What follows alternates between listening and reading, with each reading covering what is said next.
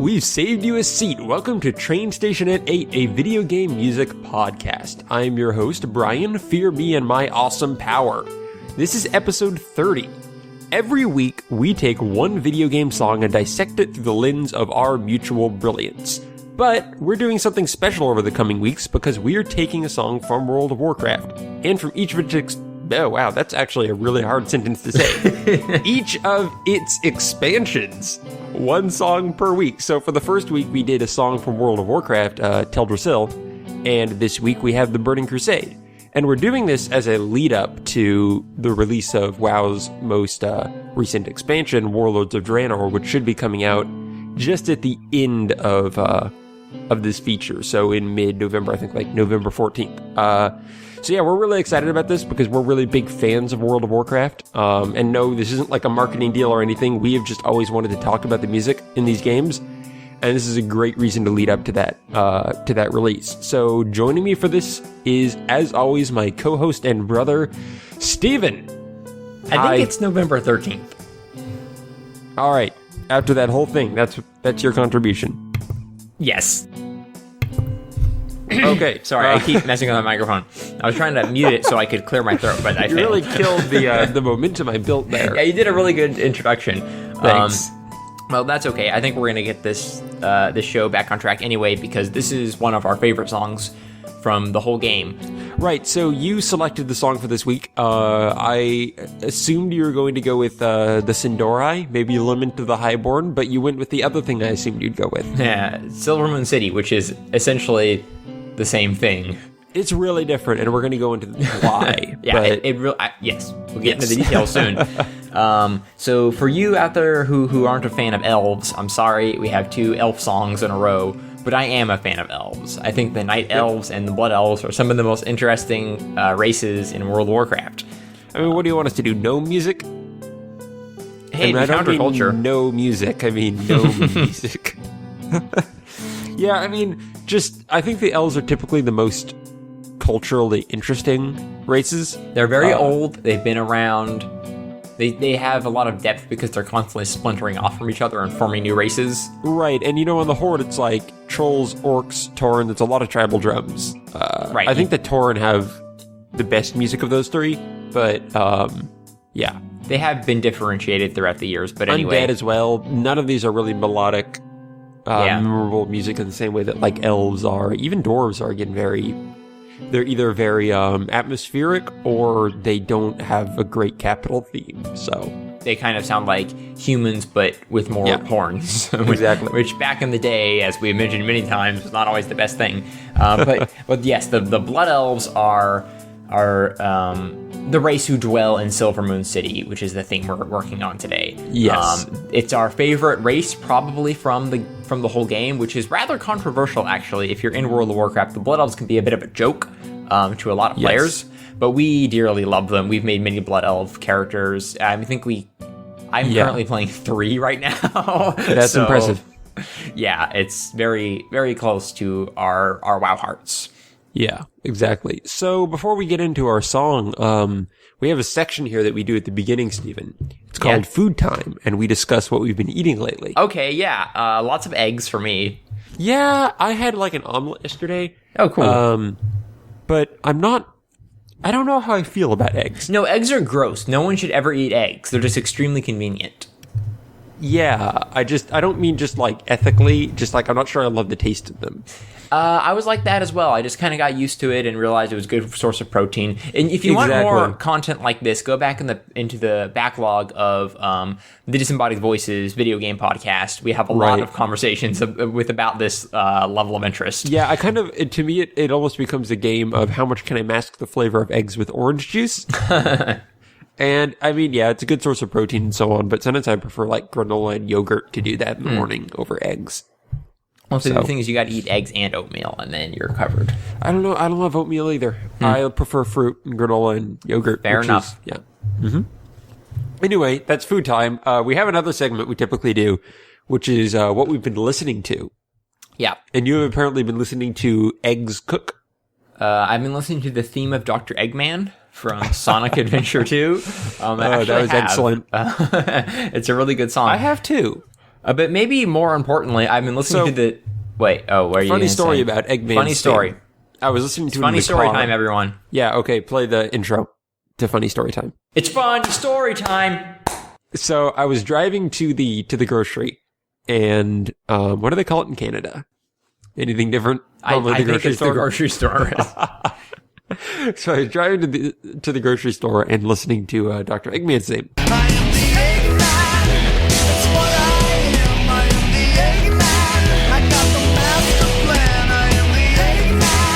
That's what I am. I am the Eggman with the master plan. So, turned it off, went inside, was shopping, and then I heard faintly what I thought was Dr. Eggman's theme. And for a brief second, I'm like, oh my gosh, are they playing that on the radio? That is literally too good to be true. And it was just coming from my pocket, but I was really excited for that moment. What if there was like one person in that grocery store who heard that coming from your iPhone and just got so happy? You might have changed someone's life. I might have. So yeah, that was my funny story. What else have you been listening to? Less funny, but the Warlords of Draenor theme. I'm jumping the gun because the patch came out a few days ago. Yes. The Iron Tide, which makes a bunch of world changes, moves around the character models. Character models have been completely redone, which is a pretty big deal for a game that's 10 years old. They did a great job. No, it's all horrible. You've been reading too many forums again. It's all horrible, and I'm upvoting my own post. Okay, good. While you do that, I'm going to compliment the composers at Blizzard for writing yet another splendid title theme, because the title screen has changed, the Dark Portal has opened once more for the third time or something. Something you pointed out that I didn't realize the first time through is how well the theme, what seems to be the theme of Warlords of Draenor, which is that, that swelling kind of two notes going up and up. Mm-hmm. How that combines so well with the original title theme.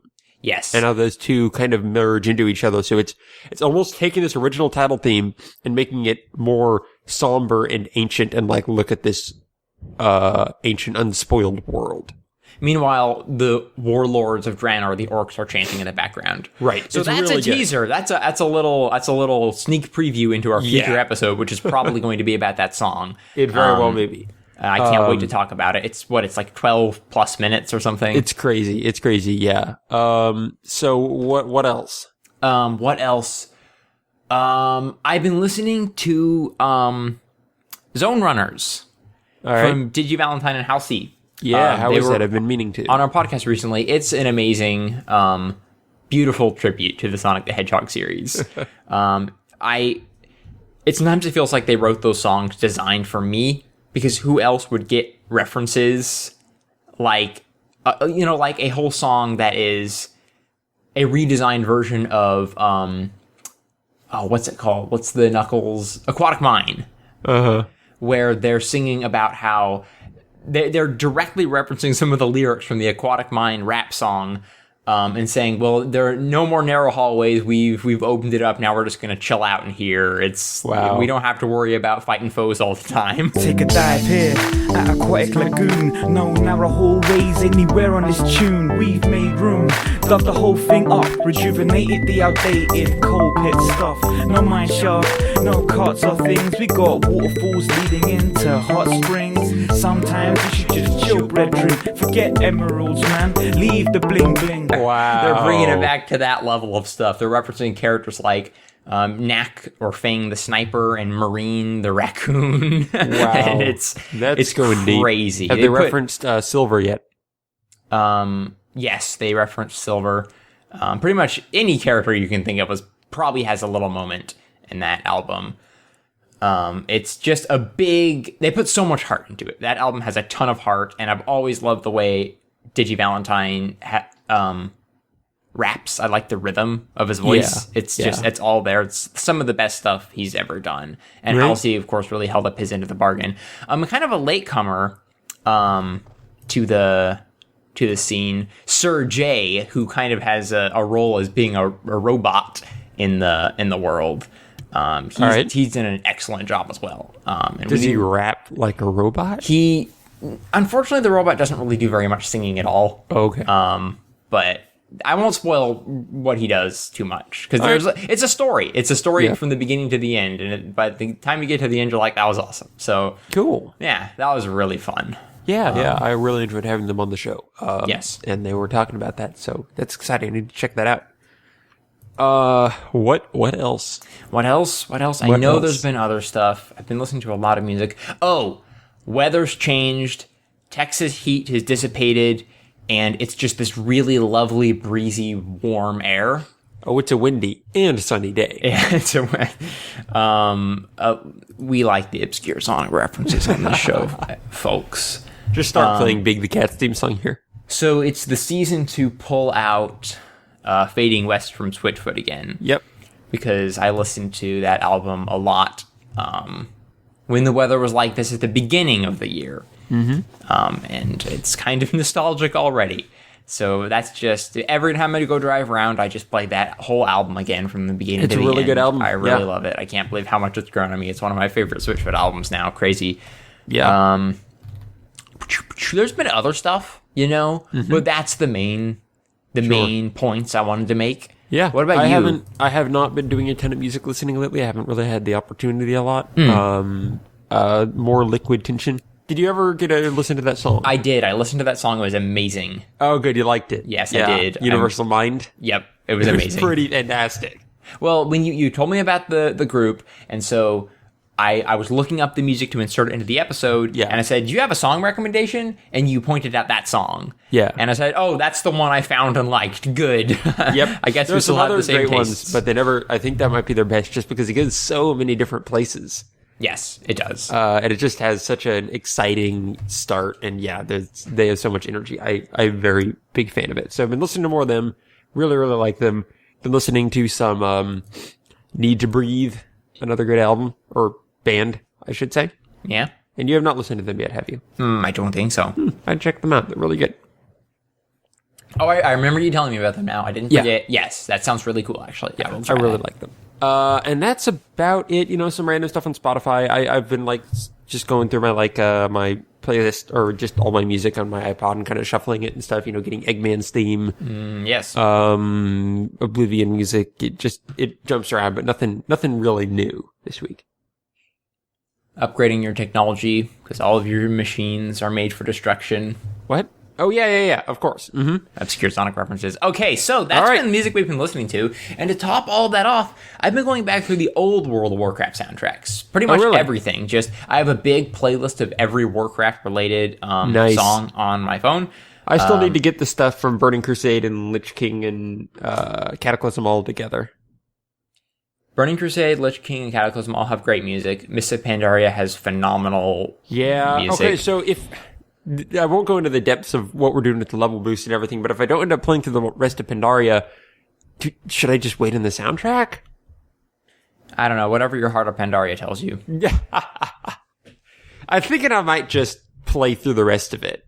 I think you should just play through the rest of it. Yeah, because it's unlikely I'll ever see the Horde side again. Yeah. Horde side. The Horde story is actually fascinating. I really love the story. So I think I'm just going to finish that out as my precursor to what's going on next. And okay, cool. Anyway, so anything you wanted to say about all of those? Only that it's truly a wonderful world they've created. I have so many memories, listening to, it'll play, a creepy song from the original World of Warcraft, and then it'll skip right to Vashjir from Cataclysm, and I have great memories there too. It's such a cool world they've created, and I'm happy to explore one small, but for me, enormously, limitlessly huge facet of it, which is Silvermoon City.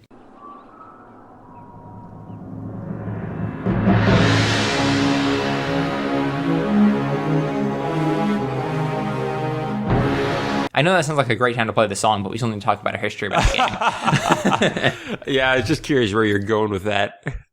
All right, moving on. The Burning Crusade is the game we're talking about here. Our background with it is interesting because we jumped into WoW when Okay, in March of 2008, so Burning Crusade was out for about a year and a half. It was winding down.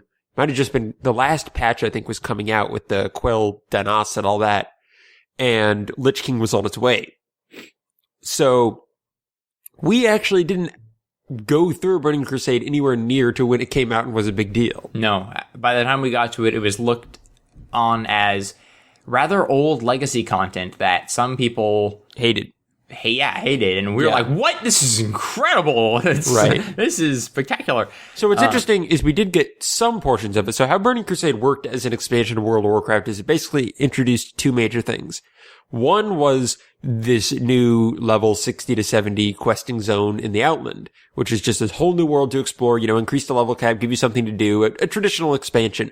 The second thing it did is it introduced two new races to World of Warcraft, the Draenei for the Alliance and the Blood Elves for the Horde. To And this very day, early some on, of the most creative and original races ever maybe seen. our fourth or fifth characters, and characters we still have to this day. We create a lot of characters, by the way. Yeah, we cycled through dozens of them throughout the years. We're Blood Elves. And we were just blown away by the whole world of the Blood Elves. It's kind of like we were saying with the Night Elves. It's very mystical and magical, but never, it doesn't just kind of feel fairy tale whimsical. Yes. It's very grounded in a rather dark history, actually. Right. I think that's one of the things that makes the culture so fascinating. Yeah, I agree. It's, I think something you touched on earlier is the other thing that kind of drew us in so much is there didn't feel like there was such a direct analog to just one traditional fantasy thing. Yeah, I mean, if you go back into like Dungeons and Dragons, they're like a lot like the Sun Elves or yeah, whatever. I was thinking the same thing. But Blizzard made their own twisted version. It doesn't look, it especially does not sound like anything else. The art style and the way these characters act and their place in the world, it's all so cohesive and unique. Yeah, I think the other thing I like about it is just, how directly tied into the lore it is. Like, when you play Warcraft 3, you see the fall of these elves and the idea, and even start playing as them. And, they're really interesting because they aren't just, they're differentiated from the High Elves, not just physically, but, the differentiation from them and the High Elves is just the fact that they were wiped out, basically. And there was basically a genocide of them, and there are only a few remaining, and the few that are remaining are addicted to magic and basically struggling to even live half normal lives. So a little history time. We talked about the Night Elves last week. Right. And they are one of the most ancient races of all ancient races. As far as anyone can tell, I suppose, they're the first elves. Right. And then they broke off during the terrible sundering. I guess that was... So basically what happened is the Night Elves got really into magic and became the Highborn. And they were basically obsessed with magic, and their queen especially was using magic to let demons into Azeroth. That went so poorly that it literally blew the world up. And that's Warcraft lore for you, by the way. And that's what the Sundering is. And that's why Azeroth is two continents now, is because of that. Yeah. It used to just be one giant landmass. So they broke apart and made every civilization game way harder. Because now you had to make boats. That's so true. Man, I would kill for a World of Warcraft civilization. Play Endless Legend. Okay, close enough. It's really close. Anyway, so it broke apart, and the Blood Elves basically, at that point, were separated from the original Night Elves and began to kind of mutate, you could say, into or they weren't even the Blood Elves, but the High Elves separated from the Night Elves and began to evolve separately from them into basically their own race. So the High Elves pure were Night Elves now look down upon magic. It's a dangerous, for good reason, a dangerous field to explore. But the High Elves were all like, magic is the best thing that's ever happened to the world. And High Elves are much closer to what you consider your typical fantasy elves. They have elegant, slender, magical, Right. wispy, that kind of thing. But the Blood Elves are what happened to the High Elves when they were basically wiped out and became addicted to magic and desperate and half demonic in a lot of ways. And There's once, basically anytime they lose corrupted their source of magic, which has happened, they turn into these shriveled up, pathetic wretches wandering the landscape, desperately looking for essentially a magic fix. Yeah, exactly. So it's a big kind of like drug metaphor. Yeah, pretty much. And so then Blizzard said, hey, how about if you could play as these guys? In this constant struggle, still living in high society with finery and the most, I mean, they're on the Horde, and anyone who knows anything about World of Warcraft knows that the Horde is full of borderline barbaric and very primitive and yet grand, noble, ancient races, such as the Orcs and the Tauren. They embody the noble savage. Yeah.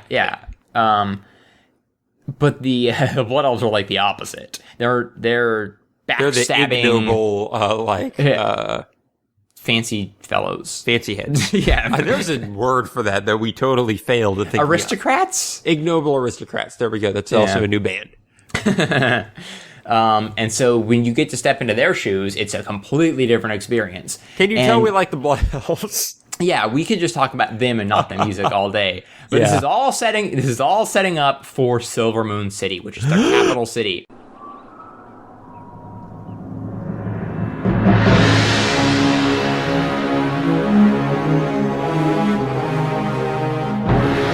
We're not going to play it. All right. Yes. Which is, of course, the stronghold of the Blood Elves. Every race has a stronghold in the game. Well, most of them. Poor gnomes. And it is truly a grand, beautiful. I can't find my words now. All of a sudden, it's a city that is actually built with magic. Brooms float through the city and sweep up dust. Spires just sort of hover there all by themselves. Everything is perfectly shaped, and all of the people in it are like too beautiful. Like they all look almost like a little bit too sculpted, like they're hiding something, and they are. If you go into like the underneath the innocent tailoring shop, it turns out they have poor sickly gnomes stuck down there doing all of the work, being whipped by demons. Right.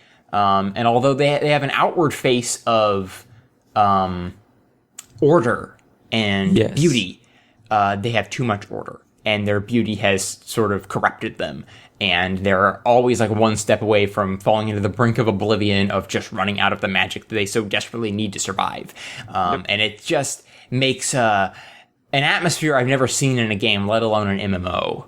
That you could really miss out on if you didn't spend enough time there.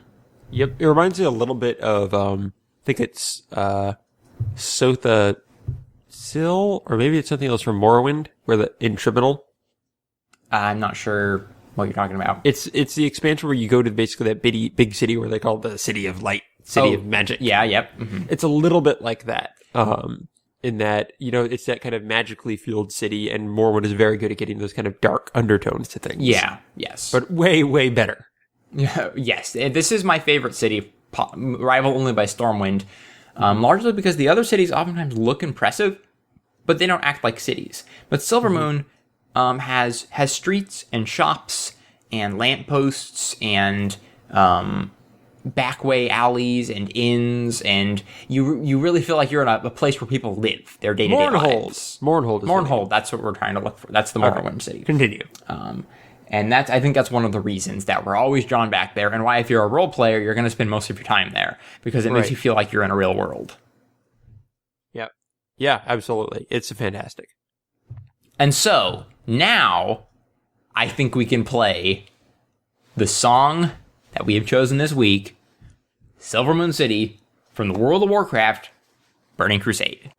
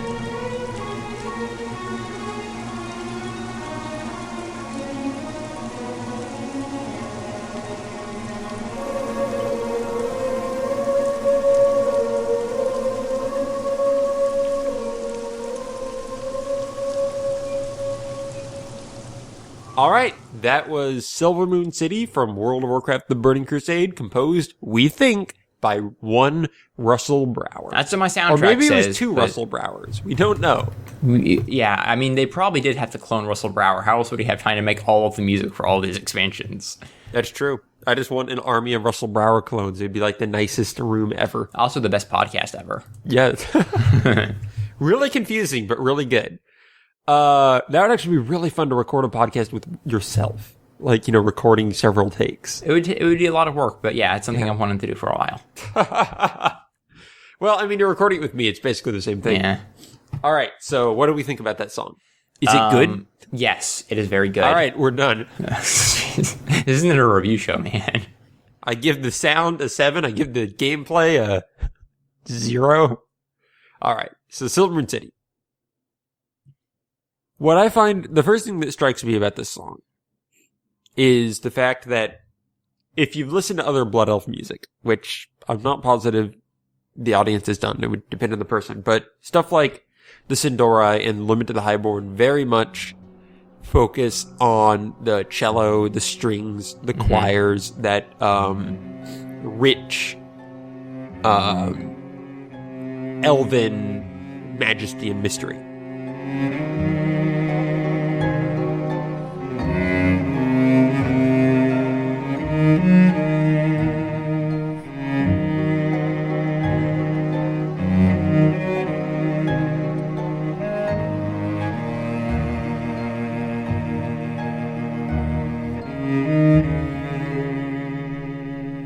It sounds very elegant, very sinister, better, and it's kind of a small, subtle sound. And in fact, Silvermoon City, after the initial intro, starts out like that. Yes, but what strikes me about Silvermoon City is that it brings in the pride and the militarism. Yes. Which is another big aspect of these elves. They're not just sitting around looking pretty, though they do a lot of that. But if you look around the city, they have a very organized and strict military rule around there.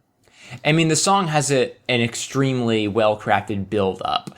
There's kind of the first section, which is very reminiscent of the Sindori.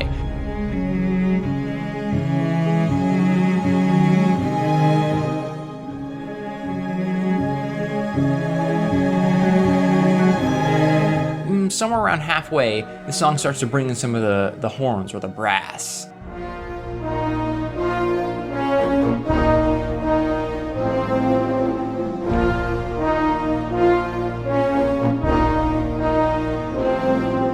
And then it finally builds to this almost march that comes in near the end.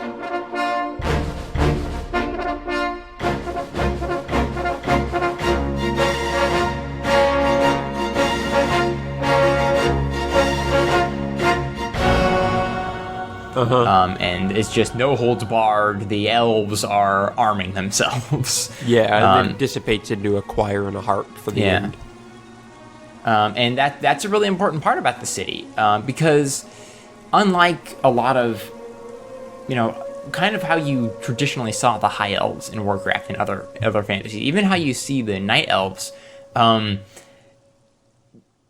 don't remember how that sentence began, but my point is that the Blood Elves are ready for battle. They are very...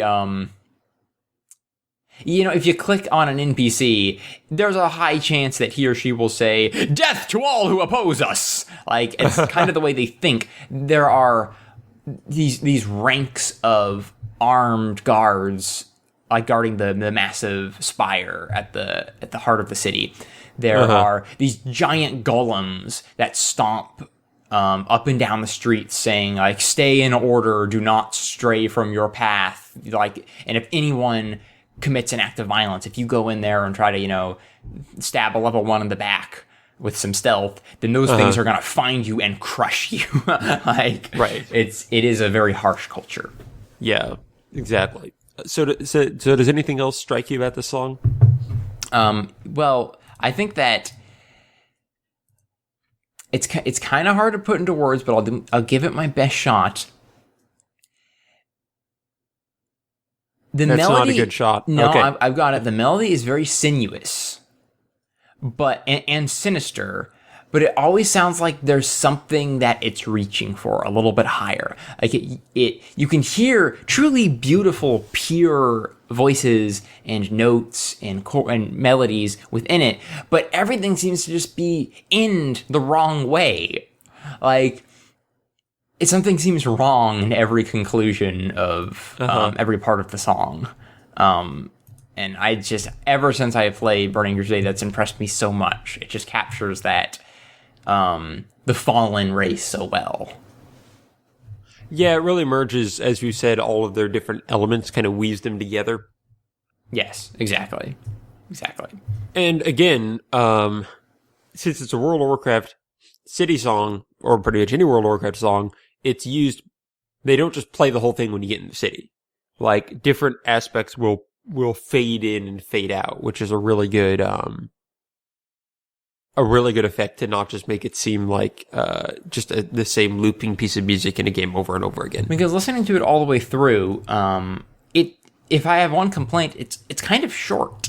Like, I think it could have gone on to be a good 6-minute song. I think each of these sections could have been elaborated. But in the game, you can't quite get a sense of how long it is, because you're always hearing small portions of it, which actually works really well, because every time you hear one of those musical cues, you immediately remember, oh, that's what happened the first time I walked through those massive gates, or that's what's always playing when I'm working on my bank, trying to fit all my items in. And yeah, it's really well done, as all of the city songs are for the most part. Yeah, there are a couple that don't impress me all that much, but typically they're at least well implemented. Yeah. All right, that should about cover it. That was Silvermoon City. We are a huge fan of that song, but I mean, it's a short song, and I think most of it embodies the race so well that I don't really have much to say about it except what I say about the Blood Elves. I mean, I could talk about it a whole lot. I think there are three reasons why this is going to be a shorter episode. Reason number one, just talking about the race to me feels like talking about the song. Yes. Many things I would say about that culture is what I would say about the musical implementation. Right. And then thing number two, we've talked about the song for like 8 years together. Right. We have gone over pretty much every tiny element of it while sitting around in the game. So this is almost just like a recap to remember and reminisce. Right. And inform all of you folks out there about it, and that you should go download the soundtrack if you play World of Warcraft or not. Exactly. And thirdly, I have things to do this afternoon. So exactly. All right. Well, that'll do it. I hope you all enjoyed that. If you didn't, then go away. Oh, no, that's not the attitude. If you didn't, then send us an email or a tweet and tell us why. Leave us a review on iTunes. No, wait! You're being too accommodating. You can find this song on iTunes, Amazon, pretty much anywhere. It's just part of the official Burning Crusade soundtrack.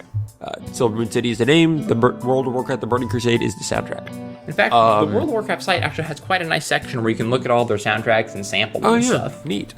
So if you want to write in, you can email us at trainstation8@gmail.com or follow us on Twitter at trainstation8. You can follow me on Twitter at Lord Meldor or Steven at StephenKelly180. Not that we're ever really on Twitter anymore. Yeah, kind of taking a break from that. But hey, if you tweet me or tweet TrainStation8, I'll reply. No doubt we will be there. TrainStation 8 is a part of the Whales Are Whales network, where you can go to find other awesome shows with other awesome people like us. Check us out at whalesorewhales.com. Also, leave us a review on iTunes, and yeah, that's about it. We will give you a shout out and thank you for leaving us that review. So that is. Also, I'm thinking Christina Walker kind of inspired an idea for me today. What is that? Are we making a horror show? Well, no, but it has to do with that, because her YouTube horror show is putting up a couple of episodes all about her personal Halloween playlist from video game music. All right. And so I thought that what we should do is like a song of the day week about scary songs. All right, just all grabbed by the ghoulies all the time. Yeah, so unless anyone says otherwise, I'm just going to start playing Grabbed by the Ghoulies alphabetically. I was at a Pathfinder session once, and the GM was like, okay, so there are now 2 ghouls attacking you. They came out of nowhere, and now you need to fight them. And he's like, great, we need some combat music. And I'm like, allow me. And I brought up YouTube, pulled up, grabbed by the Ghoulies theme, and hit play. Did it work out?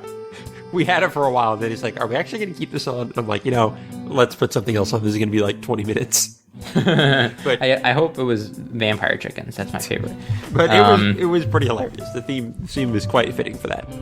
That's awesome. Yep. So that's my idea. Yeah, that sounds good. So if Let's you do have that. any scary song suggestions, you should get them in, and then we'll put them on Song of the Day, and it'll be fun, and we can be friends. Yeah, absolutely. We want to be friends because we're friendly people. All right, and that'll do it. Thank you, everyone. Thank you, Stephen. You're welcome, Brian. And until next time, say goodbye to the Monkey Porter.